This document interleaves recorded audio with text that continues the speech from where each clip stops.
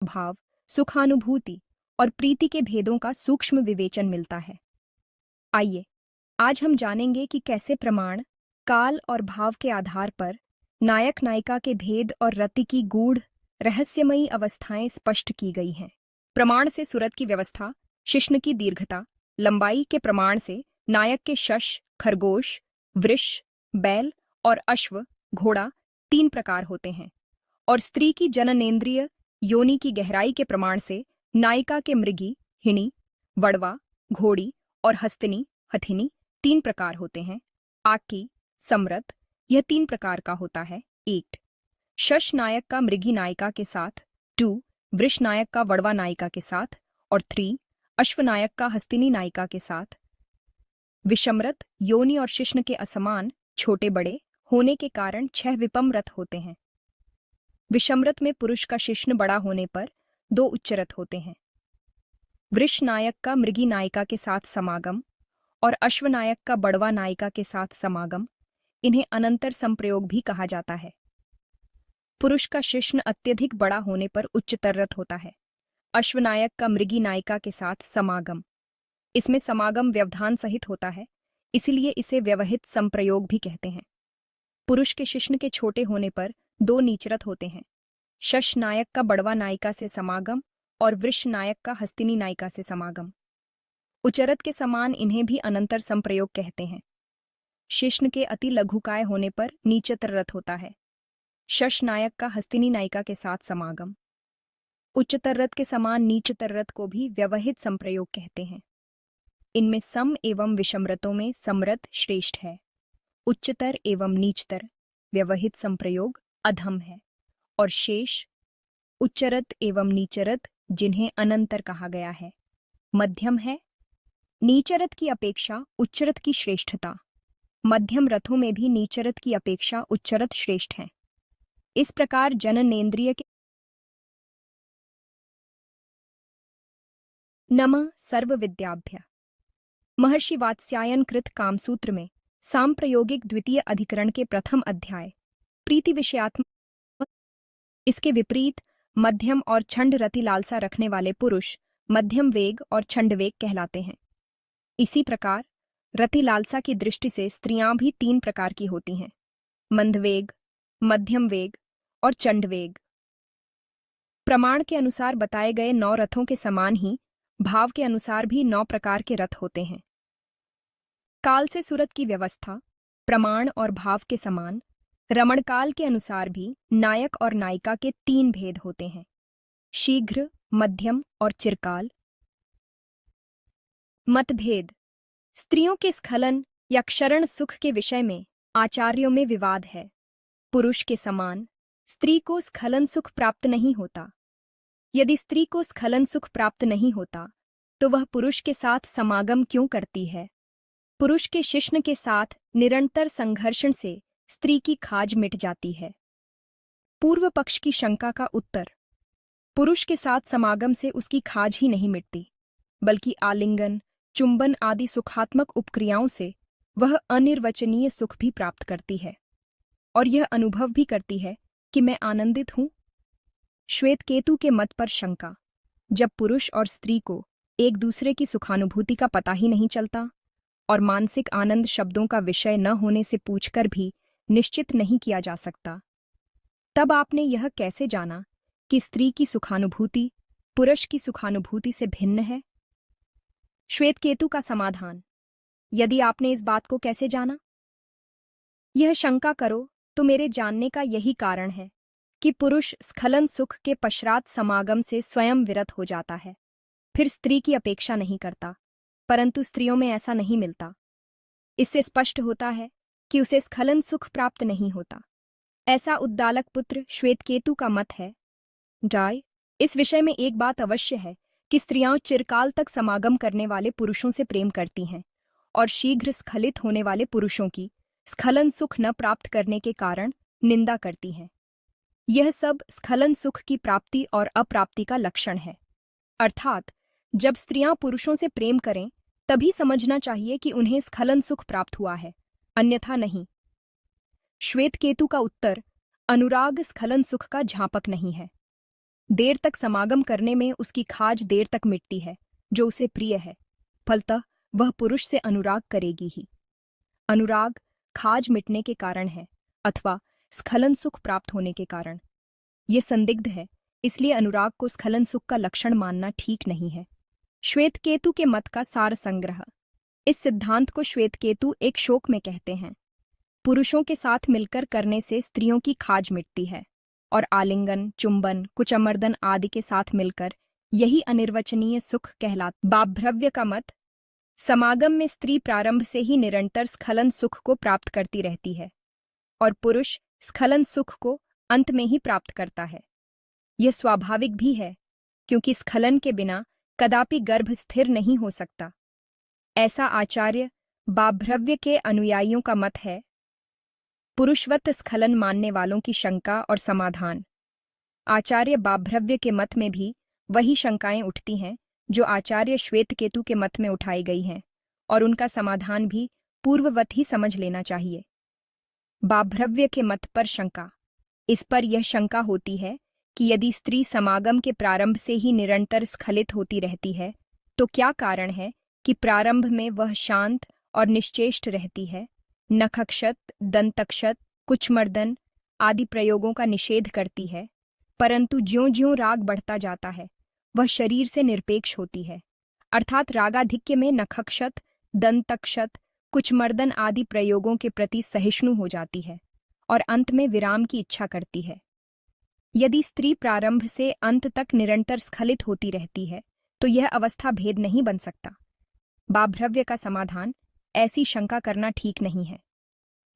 सामान्यतः घूमने वाले कुम्हार के चाक, चक्र या लट्टू, भ्रमरक में घूमने की क्रिया निरंतर विद्यमान रहने पर भी वे प्रारंभ में मंदवेग से घूमते हैं। बाद में क्रमशः उनका वेग बढ़ता है और अंत में वेग बंद हो जाता है। इसी प्रकार स्त्री का स्खलन भी प्रारंभ में मंद रहता है, तदुपरांत वह क्रमशः बढ़ता है और च्युत हुए रज के पूर्णतः जड़ जाने पर वह समागम से विराम चाहती है। इसमें शंका के लिए कोई अवकाश नहीं है। बाभ्रव्य का सार संक्षेप। पुरुष को स्खलन सुख समागम के अंत में ही प्राप्त होता है, किंतु स्त्रियों को वह सुखानुभूति प्रारंभ से अंत तक होती रहती है और स्थान से च्युत हुए संपूर्ण धातु रज के झड़ जाने पर समागम से विराम की इच्छा होती है।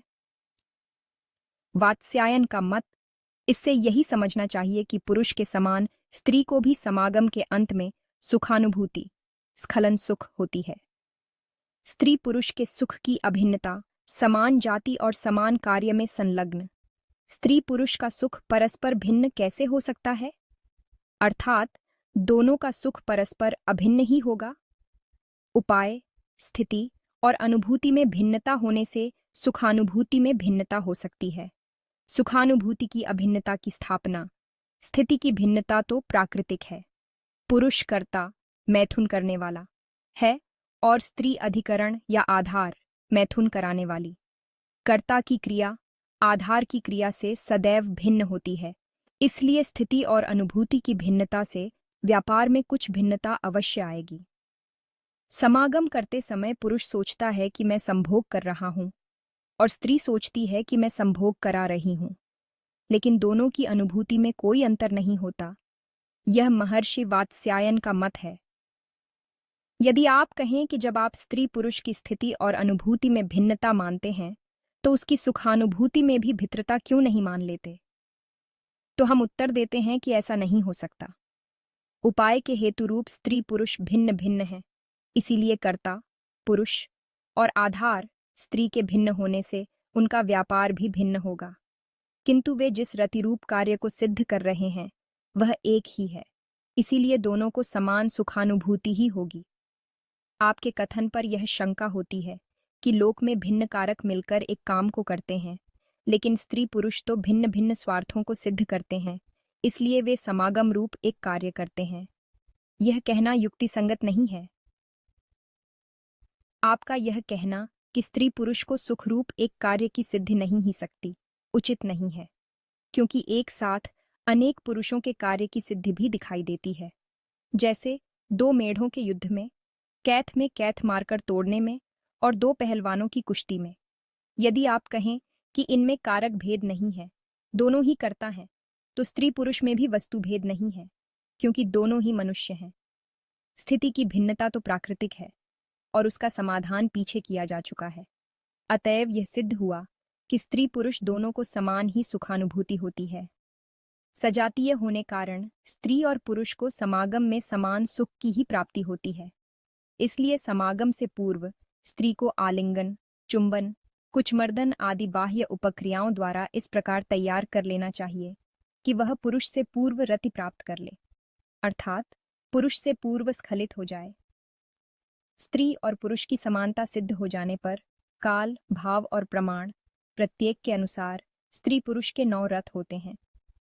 व्यवहार के लिए रति और रथ के पर्याय बताते हैं: रस, रति, प्रीति, भाव, राग, वेग और समाप्ति।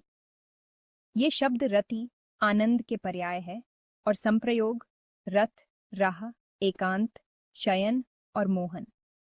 ये शब्द सुरत, समागम, संभोग या मैथुन के पर्याय। प्रमाण, काल और भाव से संपन्न रथों में प्रत्येक 9 प्रकार का होने के कारण उनके मिश्रण से बनने वाले सूरत भेदों की संख्या इतनी अधिक हो जाती है कि गणना संभव नहीं है।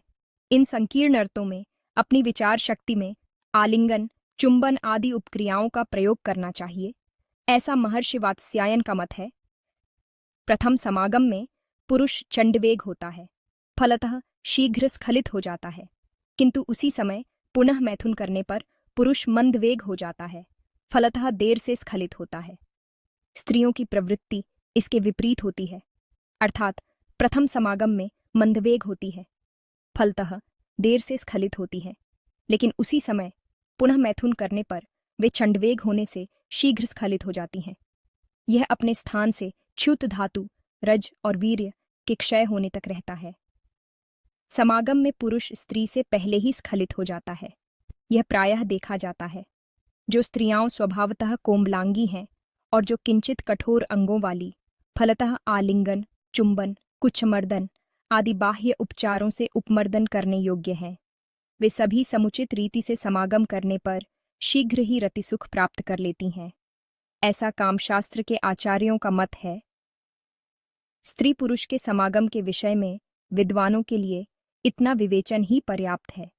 मंदबुद्धि व्यक्तियों को समझाने के लिए अब इसे विस्तार से कहेंगे। प्रीति के भेद कामशास्त्र के आचार्यों का मत है कि प्रीति 4 प्रकार की होती है। 1.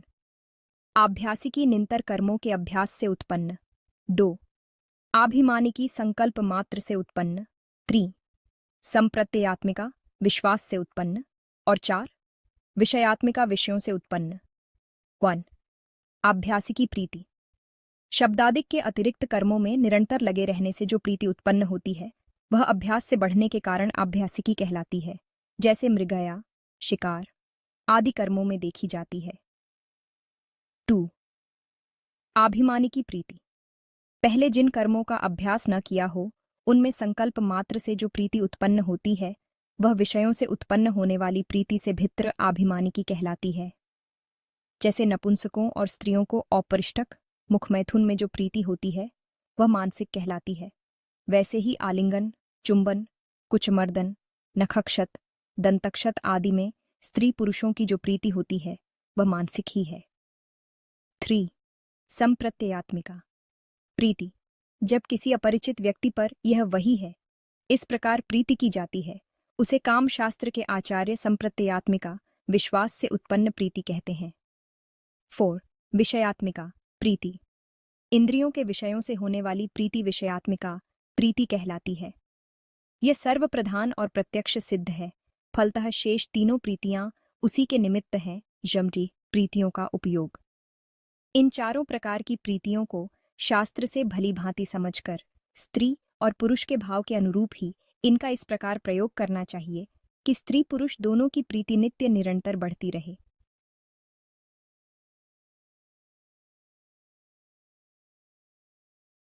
इस प्रकार प्रीति विषयात्मक विचार अध्याय हमें यह सिखाता है कि रति केवल शारीरिक क्रिया नहीं, बल्कि मन, काल और भाव की गहन समन्विति है।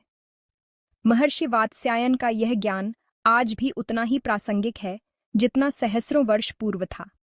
ऐसे ही गूढ़ और प्राचीन शास्त्रीय रहस्यों को जानने के लिए